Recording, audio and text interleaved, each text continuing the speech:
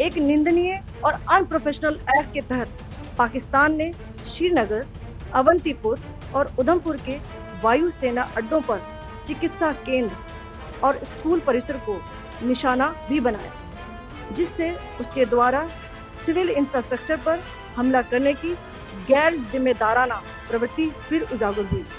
भारत और पाकिस्तान के बीच तनातनी का माहौल लगातार बढ़ता चला जा रहा है और पाकिस्तान भारत के ऊपर दिन प्रतिदिन अपने हमलों की तीव्रता और अधिक बढ़ाता चला जा रहा है। पाकिस्तान पुरजोर कोशिश कर रहा है कि किसी न किसी तरह भारत को क्षति पहुंचाई जाए, भारत को नुकसान पहुंचाया जाए, भारत के आम नागरिकों को भी नुकसान पहुंचा जाए। इस कोशिश में पाकिस्तान कल रात तक 500 से 600 ड्रोन अटैक भारत के ऊपर कर चुका है, एयर हमले कर चुका है, एयर स्ट्राइक करने की कोशिश कर चुका है और इन सब से जब उसका पेट नहीं भरा तो उसने फाइनली जाके अपनी हाई स्पीड मिसाइल का भी इस्तेमाल किया और भारत के एयरबेस को भी निशाना बनाने की कोशिश करी।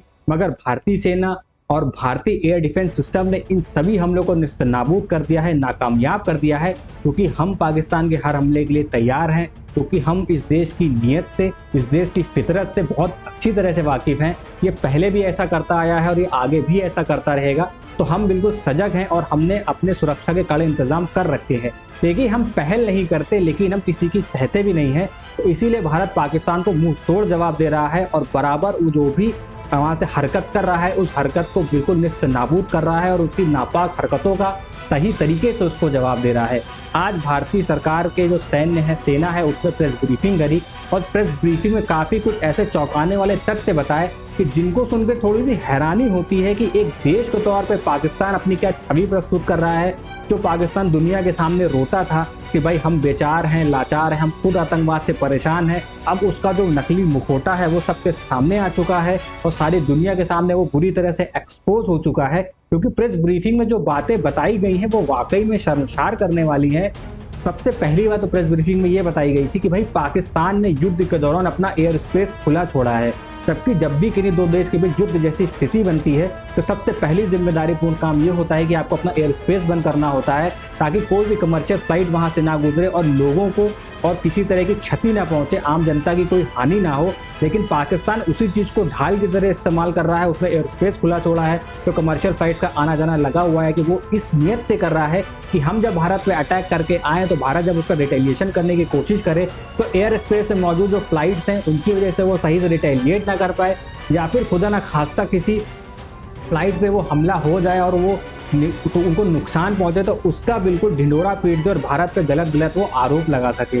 दूसरी बात ये कि हमने अभी तक जितने भी पाकिस्तान के ऊपर स्ट्राइक किए हैं, फिर चाहे वो ऑपरेशन सिंदूर के तहत उनके आतंकवादी बेस कैंप्स स्ट्राइक किए हों या फिर सैनिक ठिकानों पे स्ट्राइक किए हों या उनके एयर बेसेस पे स्ट्राइक किए हों, वो सारे प्रिसीजन स्ट्राइक किए थे। इस बात को ध्यान में रखते हुए स्ट्राइक किए थे कि कोलेटरल डैमेज बहुत कम हो, आम जनता का डैमेज ना हो, कोई आम नागरिक इसमें घायल ना हो।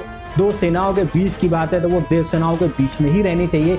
लेकिन पाकिस्तान अपनी हरकतों से बाज नहीं आ रहा है। वो भारत के बड़े शहरों पे हमला कर रहा है, अस्पतालों पे हमला कर रहा है, यूनिवर्सिटीज़ पे हमला कर रहा है, स्कूल कॉलेजेस को टारगेट कर रहा है और पब्लिक प्लेसेस है उन पे मिसाइलें छोड़ रहा है। लेकिन भारत का एयर डिफेंस सिस्टम मौजूद है जो उनको तहस नहस कर दे रहा है। बट फिर भी फितरत देखिए आप देश की और कितनी बुरी सोच है इस देश की, ये दुनिया के सामने आ चुकी है। कल पाकिस्तान ने रात में बहुत ड्रोनों से हमला किया और कल के जो अटैक थे और परसों के जो अटैक थे उनमें एक फर्क नजर आया कि जो परसों जो अटैक थे वो कहीं समझ में आ रहे कि रेखी जैसे थे, पर कल जो अटैक पाकिस्तान कर रहा था वो बिल्कुल प्रिसीजन के साथ कर रहा था, सोची समझी रणनीति के साथ कर रहा था और पूरी कोशिश कर रहा था कि भारत के एयर बेसेस को टारगेट कर सके, भारत के सैन्य ठिकानों को टारगेट कर सके, भारत का जो असलाह गृह है जहाँ पे भारत का मतलब असलाह रखा हुआ है उनको टारगेट कर सके, भारत के न्यूक्लियर वेपन्स जहाँ रखते हैं उनको टारगेट कर सके। लेकिन भारत का एयर डिफेंस सिस्टम ने हर एक उनके हमले को निस्तनाबूद किया है और कोलेटरल डैमेज भारत की तरफ से बहुत ही मिनिमम हुआ है। देखिए, थोड़ा बहुत अटैक होगा तो हल्का फुल्का तो नुकसान होता है, पर पूरी कोशिश की गई है कि इन हमलों को हवा में ही रोका जाए और 90 से 98% तक इन अटैक्स को भारत ने निस्तनाबूद कर दिया है। पाकिस्तान जब ड्रोन अटैक और फाइटर जेट भेज के भी बाज नहीं आया तो फाइनली उसने एक हाई स्पीड मिसाइल से भारत के एयर बेसेस पे अटैक किया है।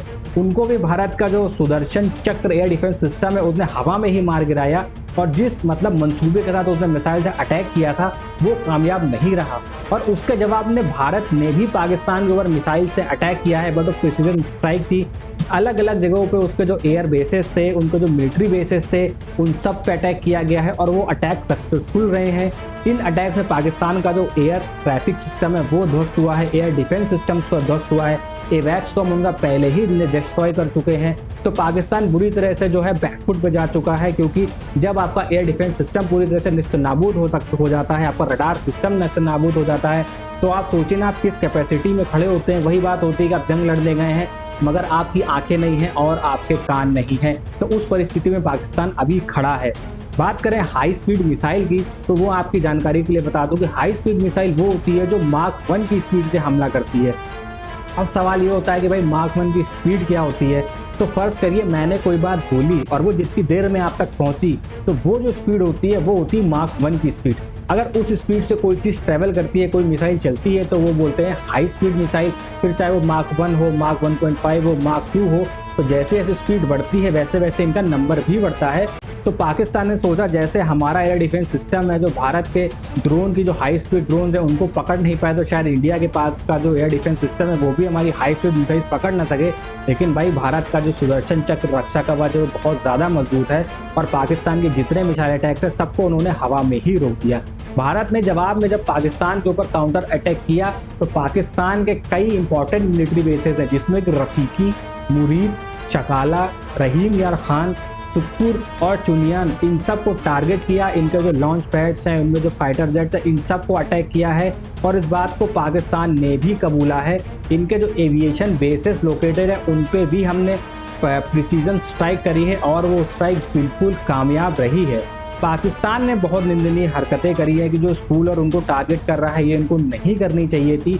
मुझे लगता है कि पाकिस्तान जितना दिमाग जंग में दे रहा है, इनफैक्ट जंग के लिए अब पाकिस्तान ने IMF से लोन भी उठा लिया। मतलब ये देख इतना आतुर है लड़ाई करने के लिए कि जाके चंदा मांग रहा है लड़ने के लिए। खुद में दम नहीं हो, कहावत है ना कि घर में नहीं है खाने को और अम्मा चली भुनाने को, रस्सी जल गई मगर बल नहीं गया।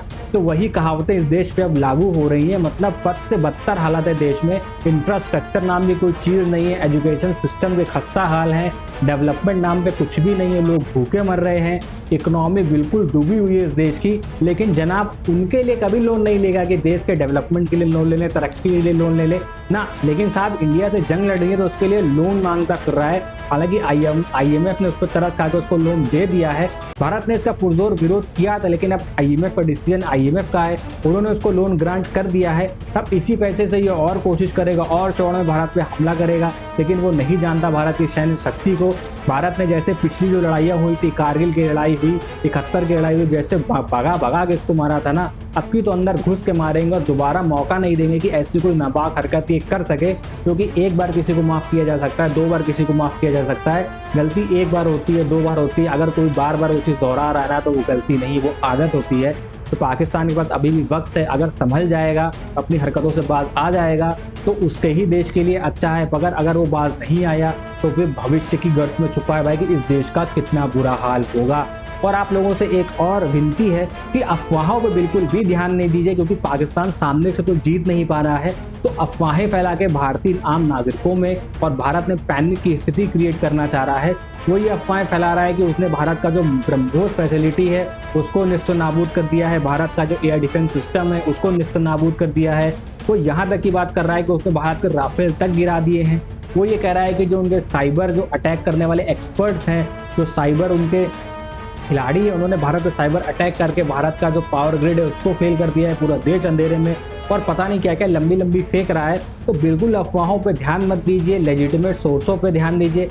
खासकर जंग से रिलेटेड जितनी भी ब्रीफिंग इंडियन आर्मी और MEA की तरफ से आ रही है उस पर फोकस करिए, इधर उधर की चीज़ों पे बिल्कुल ध्यान मत दीजिए। भारतीय सेना, भारतीय सरकार बिल्कुल सशस्त्र है और बिल्कुल केपेबल है कि पाकिस्तान के जितने भी हमले में मुंहतोड़ जवाब दे सके, और आपकी सुरक्षा में तत्पर है। आपकी सुरक्षा में कोई भी कमी नहीं आएगी और घबराने की कोई भी बात नहीं है।